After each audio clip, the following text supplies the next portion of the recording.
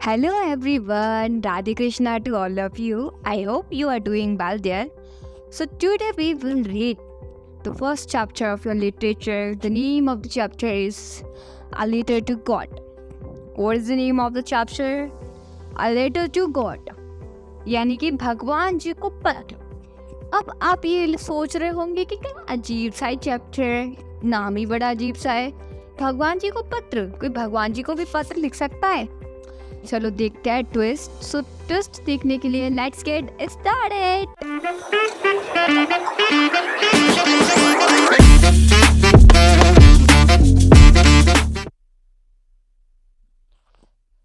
They say faith can move mountains. What should we put our faith in? कहती है कि आस्था पहाड़ों को हिला सकती है, लेकिन प्रश्न ये उठता है कि हमें अपनी आस्था किस चीज़ में रखनी चाहिए, हमें अपनी आस्था कहाँ रखनी चाहिए. ये क्वेश्चन बहुत नाजुक तरीके से इस कहानी में पूछा गया है. Lencho is a farmer who writes a letter to God when his crops are ruined and asking 100 pesos. Lencho नाम का एक किसान है, वो भगवान जी को पत्र लिखता है. क्यों भाई, क्यों पत्र लिखता है? क्योंकि चैप्टर का नाम ही लेटर टू गॉड है ना, तो थोड़ा थोड़ा तो आपको समझ आया होगा कि लेंचो ही इसका मेन कैरेक्टर है. तो लेंचो नाम का बंदा है, वो भगवान जी को पत्र लिखता है. क्यों लिखता है पत्र? क्योंकि उसकी जो फसल होती है ना, वो पूरी की पूरी रियोन हो चुकी होती है. तो वो भगवान जी से है ना 100 पेसोस मांगता है. अब देखते हैं कि 100 पेसोस क्यों मांगता है. क्या उसका जो लेटर है वो भगवान जी तक पहुंच जाता है? क्या उसको पैसे मिल जाते हैं?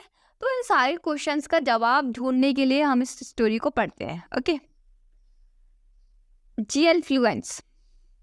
तो जी.एल. फ्लुएंस आपकी इस कहानी के राइटर है, जिनका जो वॉर्न है वो 11 जुलाई को 1897 में कैनरी आइलैंड पे हुआ था. इन्होंने 10 साल की उम्र में ही डेक बॉय की तरह काम करना चालू कर दिया था.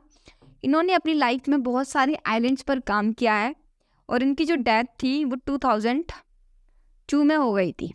तो हम सीख सकते हैं कि जी.एल. फ्लुएंस एक राइटर होने के साथ साथ अपनी लाइफ में बहुत सारे काम किए, तो इनको हम एज अ इंस्पिरेशन ले सकते हैं. तो नेक्स्ट पढ़ते हैं हमारा पहला para. The house the only one in the entire valley sat on the crest of a low hill. From the height, one could see the river and the field of ripe corn dotted with the flowers that always promised a good harvest. एक अकेला घर जो पूरी valley पे स्थित है, valley के लो हिल पर स्थित है.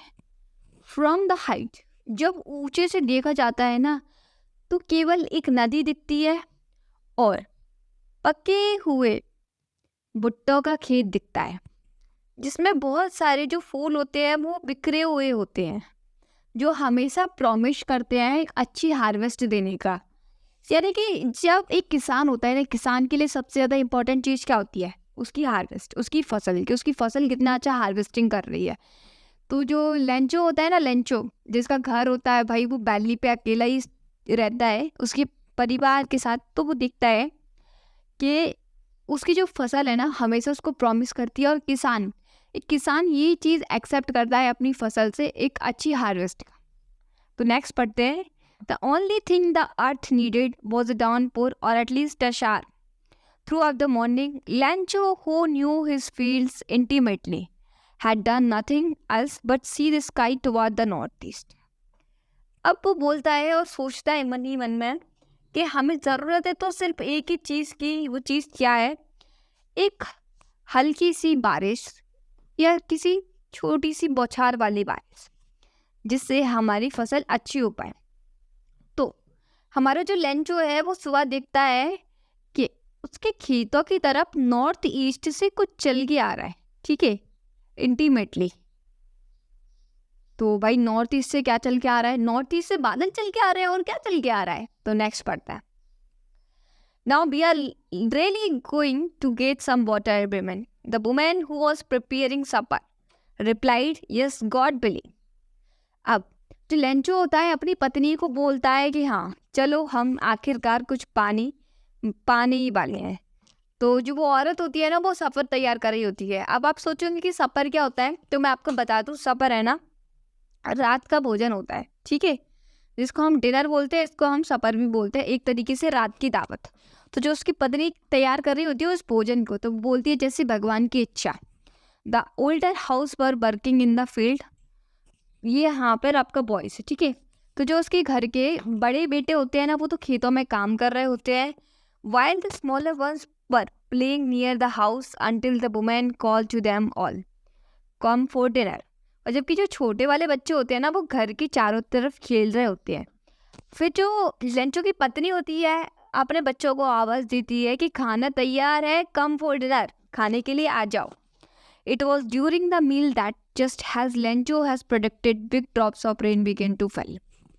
जब वो दिन का समय था, तब लेंचो ने अपने मन में भविष्यवाणी की तथा साथ ही अपने परिवार को बताया कि मुझे लगता है ना, ये छोटी मोटी हल्की बौछार वाली बारिश नहीं, ये बहुत तेज वाली बारिश है। In the northeast, huge mountains of clouds could be seen approaching। North east की तरफ से कोई बड़े बड़े बादल आते हुए दिख रहे थे। The air was fresh and sweet. और जो खेतों में पहाड़ी पे जो हवा चल रही थी ना, वो बहुत ही ठंडी ठंडी और मीठी मीठी और ताज़ा ताज़ा थी। जैसे आपने देखा होगा बारिश के टाइम पे होती है, तो वो चीज़ कह सकते हैं। The man went out for no other reason than to have the pleasure of feeling the rain और his body when he return he exclaimed. जो लेंचो था, वो बाहर किस लिए गया? उसको कोई काम थोड़ी था बाहर जाने का। वो तो बस इसलिए गया कि जो बारिश की हल्की हल्की बौछार है, ठंडी ठंडी हवा है, उसको अपनी बॉडी पे फील कर सके, उसका आनंद उठा सके। These aren't raindrops falling from the sky, they are new corn। तब वो कहता है कि ये पानी की बूंदे नहीं, ये तो सिक्के हैं, नए नए सिक्के। The big drops are 10 pieces and the little ones are 5। और वो अपनी फैमिली को बोलता है कि जो बड़ी बड़ी पानी की बूंदे वो तो 10 के सिक्के हैं, और जो छोटे छोटे पानी की बूंदे हैं वो हाँ 5 के सिक्के हैं। तो यहाँ पे आपका एक कॉन्ट्राडिक्टरी वाला पार्ट हो रहा है कि हम बारिश की बूंदों को सिक्कों से कंपेयर कर रहे हैं। मुझे लगता है आपको स्टोरी थोड़ी क्वाइट इंटरेस्टिंग लग रही होगी कि भाई क्या अजीब स्टोरी है। सबसे पहले लेंचो नाम का बंदा भगवान जी को पत्र लिखता है, भगवान जी को पत्र लिखने के बाद वो बारिश की दुआ करता है, फिर बारिश भी होने लगती है। अब बारिश जब होती है उसके बाद वो सोचता है कि जो बारिश की बड़ी बड़ी बूंद है भाई, वो तो 10 रुपए के सिक्के हैं, और जो छोटी छोटी बूंदे हैं वो 5 रुपए के सिक्के हैं। नेक्स्ट पढ़ते हैं। With a satisfied expression he regarded the field of ripe corn with its flowers draped in a curtain of rain. एक संतुष्ट भरी एक्सप्रेशन के साथ उसने अपने पके हुए खेतों को देखा। पके हुए खेतों में जो उसके फूल थे, मानो ऐसा लग रहा था कि उन पे बारिश के चद्दर लपेट गए। But suddenly a strong wind to blow and along with the rain large hailstones began to fall। लेकिन अचानक उसने देखा कि बड़ी सी तेज हवा चल रही है और उसके साथ बड़े बड़े ओले भी गिर रहे हैं। These truly did resemble now silver coins। और उसने बताया कि यहाँ सही चांदी के सिक्के हैं। The boys exposing themselves to rain ran out to collect the frozen pearls। और वो जो बच्चे थे उनको एक्सपोज कर रहे थे बारिश की तरह, लेकिन जब वो दौड़कर भागे तो उन्होंने देखा कि ये बारिश नहीं है बल्कि कुछ जमे हुए मोती है। और जो ओले थे ना, हेल स्टोन्स, उनको बोल रहे थे भाई वो फ्रेजल पल्स, ठीक है, फ्रोजन पल्स। तो नेक्स्ट पढ़ते हैं।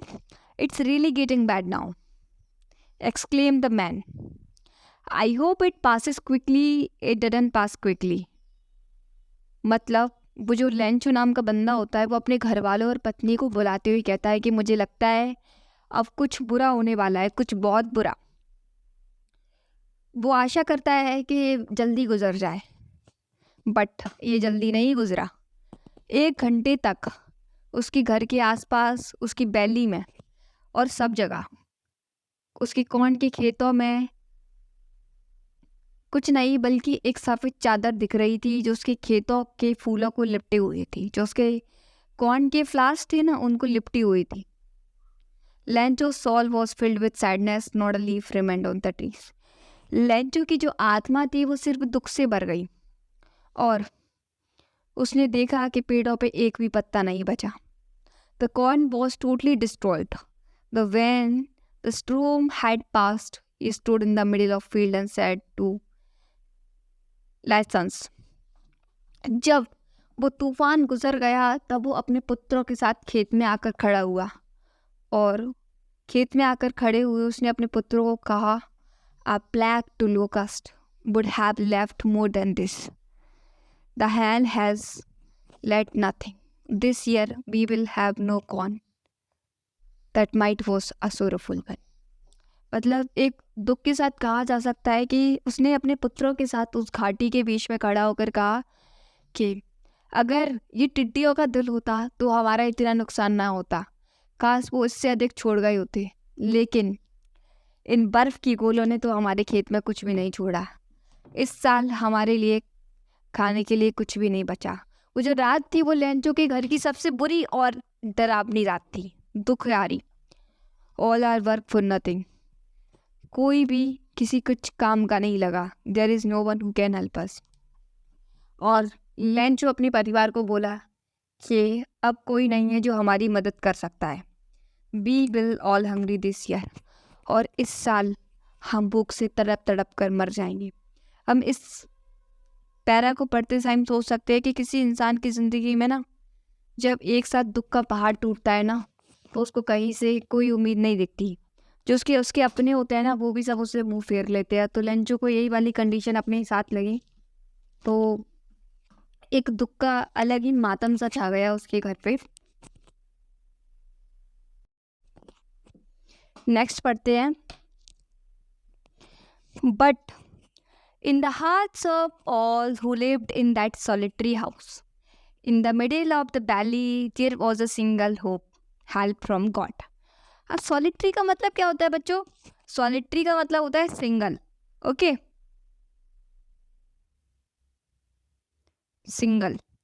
लेकिन उन सभी लोगों के दिल में जो कि उस वैली पे अकेले घर के अंदर रहते हैं, उस वैली के बीच में एक होप थी, एक उम्मीद थी. क्या उम्मीद थी? हेल्प फ्रॉम गॉड, भगवान जी से उम्मीद. Don't be so upset. Lencho अपने बच्चों को और अपनी पत्नी को बोलता है, इतना दुखी मत हो. Even though this seems like a total loss. हाँ, ऐसा लगता है कि सब कुछ ख़त्म हो चुका है, कुछ भी नहीं बचा, लेकिन फिर भी दुखी मत हो. इस बात से हम समझ सकते हैं कि लेंचो बड़ा ही शक्तिशाली और सहनशील व्यक्ति था. इतना किसी के अंदर कितना पॉजिटिवनेस कैसे हो सकता है भाई? वो पॉजिटिवनेस लेंचो के अंदर थी. वो पॉजिटिवनेस लेंचो के अंदर थी कि इतनी सब मुसीबतों के बाद भी उसके अंदर एक होप थी कि help from God.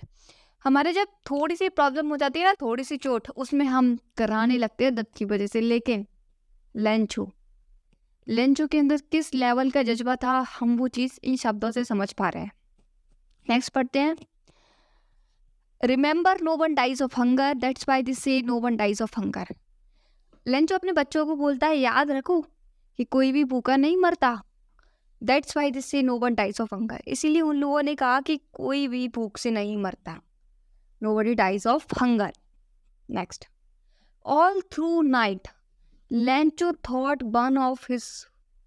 only one of his hope, the help of God, whose eyes has he had been instructed.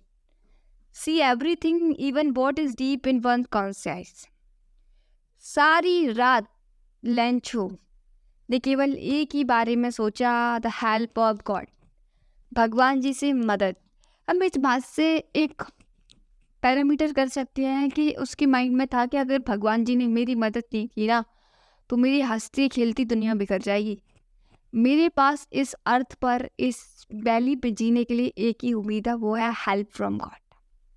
उसकी आंखें सारी की सारी एक अलग सी उम्मीद में डूब गई और इशारा कर रही थी, इंस्ट्रक्ट कर रही थी, even what is deep in one conscious, कि भगवान जी ना सब जगह देख सकते हैं, सबकी मदद कर सकते हैं. वो तो अंतरात्मा एक मन को पढ़ सकते हैं, लेकिन मैं तो भगवान जी को पत्र लिखूंगा तो वो मेरे पत्र को क्यों नहीं पढ़ पाएंगे?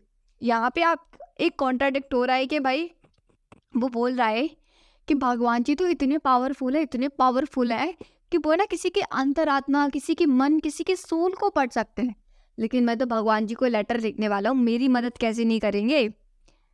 But Lencho was an ex-op man working like an animal in his field, but still he knew how to write.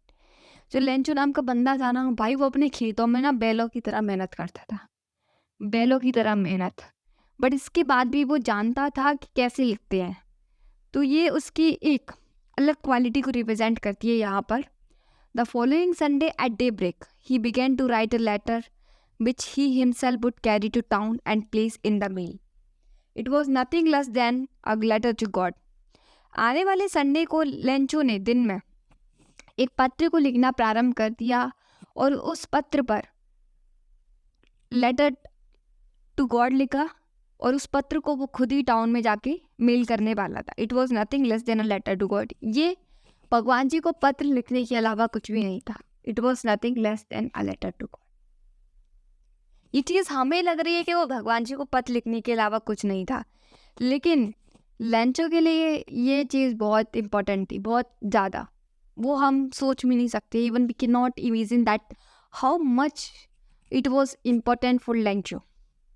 God, he wrote, if you do not help me, my family and I will go hungry this year. He said to God that, God, if you will not help me, na, me and my family will go hungry this year because of hunger. मैं भगवान जी को बोलता है कि अगर भगवान जी आप है ना मेरी मदद नहीं करोगे ना तो मैं और मेरा सारा परिवार भूखा मर जाएगा इस साल। I need 100 pesos in order to sow my field again to live until the crop come because the hailstorm. वो भगवान जी को बोलता है मुझे अपने खेत को फिर से बोने के लिए, फिर से इसको उगाने के लिए, जब तक कि नई फसल नहीं आ जाती, मुझे 100 पेसोस की ज़रूरत है। क्योंकि जो हेल स्टॉर्म थे जिनको हम सिल्वर पल्स कह रहे थे, इन्होंने मेरे खेत को बर्बाद कर दिया है। He wrote to God on the envelope. उसने लिफाफे के ऊपर टू गॉड लिखा और put the letter inside and still troubled went to town. और उसने पत्र को एनवेलप के अंदर रखा और उसने तब भी बहुत सारी परेशानियों को फेस किया और टाउन में चला गया। At the post office he placed the stamp. और पोस्ट ऑफिस में जाने के बाद उसने उस पर स्टैम्प चिपकाया एंड उसको मेल बॉक्स के अंदर डाल दिया। नेक्स्ट पढ़ते हैं। One of the employee who was a postman and also helped at the post office went to his boss. Laughing heartily, I showed him the letter to God. Office में काम करने वाले एक एम्प्लॉय ने उस letter को देखा। उस लेटर को देखने के बाद वो लेटर को लेकर अपने बॉस के पास ऑफिस में पहुंचा, बहुत जोर से हंसते हुए। जैसे हंसते ना हम कभी कभी दिल से हा हा हा ऐसे नहीं, मतलब वो अपने मन में ना अलग ही चीज़ से हंस रहा। तो उसको ना बहुत ज़्यादा खुशी हो रही क्योंकि भाई वो उस पर पत्र पे लिखा था टू गॉड। हम जब किसी को कोई पोस्ट करने जाते हैं, किसी चीज़ को हम पोस्ट करते हैं लेटर वेटर, तो हम है ना सबसे पहले उसको मतलब देखते हैं कि इस पर एड्रेस क्या लिखा हुआ है, तभी तो हम इसको डिलीवर करते हैं। अब भाई वो एम्प्लॉय है, उसको डिलीवर कहाँ से करेगा जब उस पर टू गॉड लिख रहा है? कोई प्रॉपर एड्रेस ही नहीं है। गॉड का एड्रेस है क्या? किसी को पता है कि गॉड कहाँ पे रहते हैं, कहाँ मिलेंगे? अबे किसी को पता ही नहीं है। बट तो जो वो था एम्प्लॉय, वो हंसने लगा है जोर जोर से। फिर उसका बॉस उसको पूछा कि भाई तुम क्यों हंस रहे हो?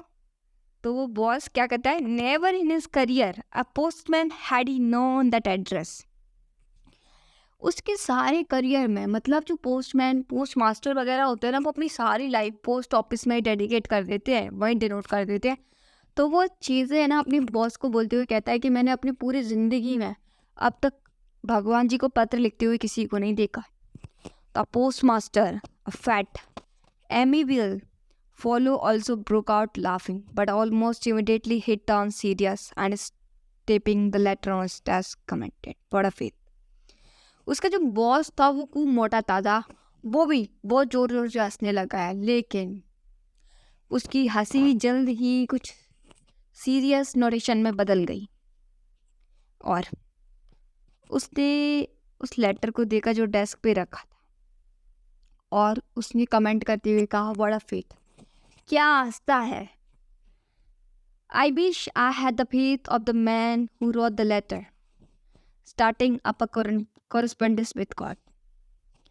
क्या आस्था है, काश भगवान जी के प्रति मेरे पास भी ऐसी आस्था होती। उस व्यक्ति ने ये पत्र भगवान जी के लिए लिखा है, उस पर लिखा है टू गॉड। हर आम इंसान, हर आम व्यक्ति के पास ऐसी आस्था नहीं होती, लेकिन ऐसी आस्था किसके पास थी? लेंचो के पास। सो in order not to shake the writer's faith in God, the postmaster came up with his band answer the letter। तो लेंचो का जो फेथ है उसको गॉड से ना तोड़ने के लिए पोस्टमास्टर ने डिसाइड किया उस पत्र का जवाब देने के लिए। But when he opened it, लेकिन जब पोस्टमास्टर ने उस पत्र को खोला, it was evident that to answer the needed something moved to the goodwill ink and paper। वो अपने कर्मचारी को कहता है कि इस पत्र का जवाब देने के लिए, इस पत्र का जवाब देने के लिए स्याही और कागज के साथ साथ किसी और चीज की भी जरूरत है। और बट इस तक, और वो ये सब कहते हुए बीच में अटक गया। This resolution he asked for money from his employees, he himself gave part of salary and several friends of his more obliged to give something for an act of charity। उसने ये सारी बात अपने एम्प्लॉयज़ को बताई और अपने employees से मदद मांगी लेंचो के लिए। उसके ऑफिस के सारे एम्प्लॉय, साथ ही उसने अपनी सैलरी का आधा पार्ट और उसके कुछ दोस्तों ने नेम ऑफ चैरिटी यानी कि एक्ट ऑफ चैरिटी के नाम पर लेंचो की मदद की और सब ने कुछ कुछ कुछ कुछ हिस्सा दिया जिससे लेंचो की मदद हो पाए। नेक्स्ट पढ़ते हैं, नेक्स्ट स्टेम में देखते हैं कि पैसों को पाने के बाद लेंचो का रिएक्शन क्या होता है, क्या वह खुश होता है, क्या वह दुखी होता है, उसके साथ किस प्रकार की इंसिडेंट होती है। तो चलो देखते हैं वो सब। It was impossible for him to gather together the 100 pesos, so he was able to send the farmer only a little more than half.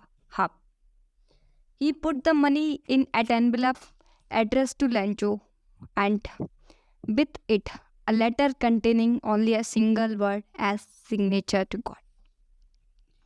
Postmaster के लिए खुद के द्वारा 100 पैसों से इकट्ठा करना काफ़ी बड़ी बात थी, तो वह लेंचो के लिए उससे थोड़ा ही कम इकट्ठा कर पाया क्योंकि उसने अपनी सैलरी का आधे से ज़्यादा हिस्सा दे दिया, अपने पोस्ट ऑफिस के लोगों से मदद ली, अपने कुछ दोस्तों से भी मदद ली, तो वो सबसे केवल इतना ही मदद कर पाया।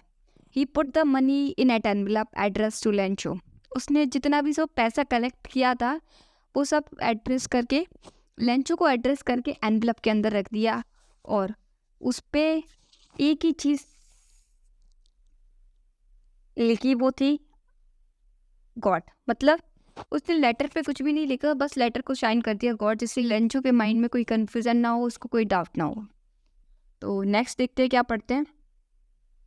The following Sunday Lencho come a bit earlier than usual to ask if there was a letter for him. जो आने वाला संडे था उसको लेंचो थोड़ा जल्दी आया और उसने उस पोस्ट ऑफिस में जितने कर्मचारी थे उनसे पूछा कि क्या मेरे लिए कोई पत्र आया है।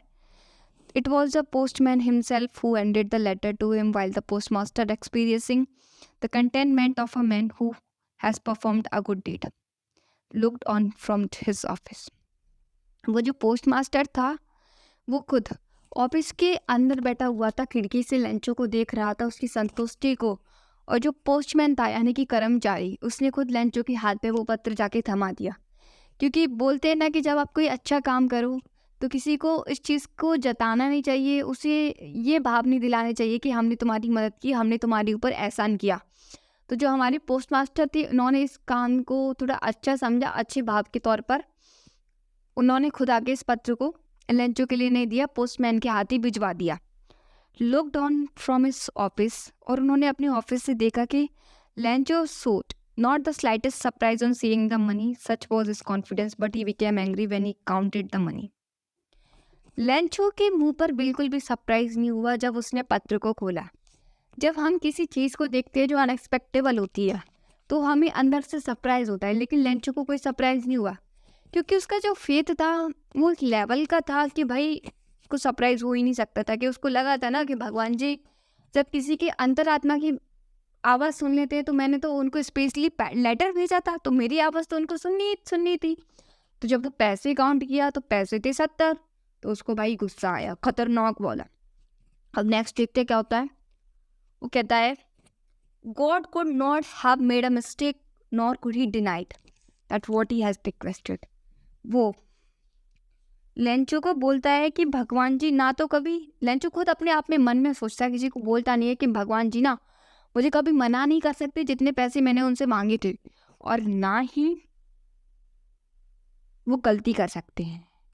तो माजरा क्या है, भगवान जी ने मना नहीं किया, भगवान जी ने गलती नहीं की, तो जो 30 पैसों थे वो कहाँ गायब हो गए। अगर 100 में से 70 लेस करेंगे तो 30 तो बचे। तो 70 पैसों तो हमारे जो पोस्ट मास्टर थे और उनके ऑफिस के कर्मचारी साथी उनके दोस्त इकट्ठा कर लिए, बस 30 पैसों नहीं कर पाए। तो लेंचो को हुआ थोड़ा कंफ्यूजन। अब नेक्स्ट देखते हैं क्या होता है। Immediately Lencho went up to the window to ask for a paper and ink.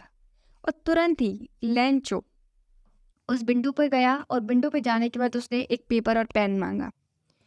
On the public writing table he started to write. और पब्लिक टेबल पर जिस पे सब लोग बैठ के लिखते हैं उसने वहाँ ही बैठ के लिखना शुरू कर दिया।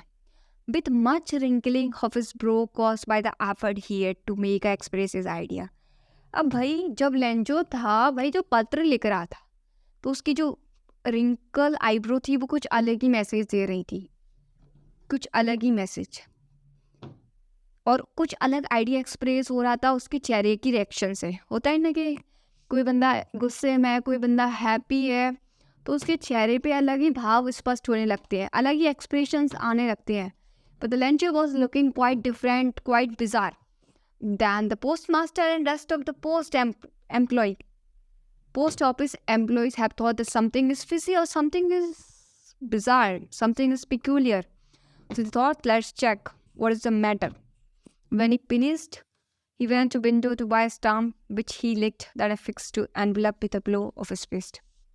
जब उसने उस पत्र को पूरा लिख दिया तो पूरा लिखने के बाद वो फिर से उस ऑफिस की विंडो पे गया और उसने उसको लिक्ड कर दिया, यानी कि चिपका दिया, और साथ ही अपनी मुट्ठी की ताकत से उन एनवलप को बंद कर दिया। The moment the letter fell into the mail box the post master went to open it. अब जैसे वो जो पत्र मेल बॉक्स के अंदर चला गया, पोस्ट मास्टर बाहर आया और उसने उसको देखा खोल कर कि लेंचो जी ने लिखा क्या है। इट सेड, लेंचो ने उसके अंदर लिखा, God of the money that I asked to only 17 pesos reached me. वो कहता है कि भगवान जी मैंने आपसे 100 पैसोज मांगे थे लेकिन मेरे पास केवल 70 पैसोज ही पहुँचे। सेंड मी द रेस्ट, मुझे बचा कुछ भेजो। Since I need it very much, क्योंकि मुझे इसकी बहुत ज़्यादा ज़रूरत है। But don't send it to me through the mail. वो कहता है कि मुझे ना ये मेल बॉक्स के थ्रू मत भेजना, आप भेजो तो, because the post office employees a bunch of crook lunch.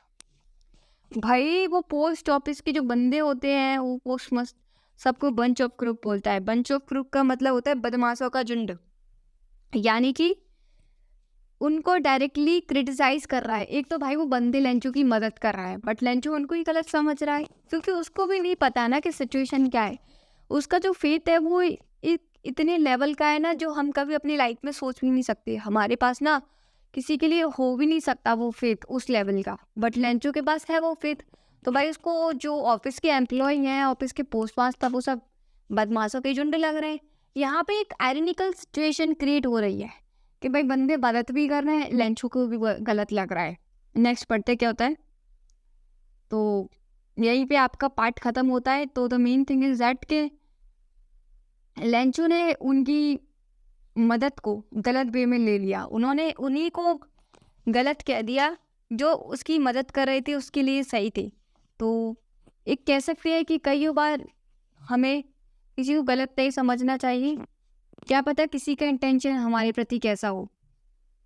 सो मैं आशा करती हूँ, मुझे फुल होप है कि आपको अच्छे से समझ आया होगा। आपकी जो भी राय है आप कमेंट में लिख के बताइए। अगर किसी सुधार की ज़रूरत है तो आप बताइए, हम वो भी सुधार करेंगे। Faith is trusting God even when you don't understand his plan. जो आपकी आस्था है ना, वो भी बहुत विश्वास के लायक है जब आप भगवान जी के प्लान्स को नहीं समझते हो, क्योंकि आपको नहीं पता हो कि गॉड आपके लिए क्या लिखा है, आपको नहीं पता आपके साथ क्या होने वाला है। तो कभी उसके प्लान्स पे शक मत करो, क्योंकि वो जो भी देगा आपके लिए अच्छा ही देगा, और वह अच्छा ही देने का बेस्ट करता है। So thank you for watching, have a great day. Radhe Krishna.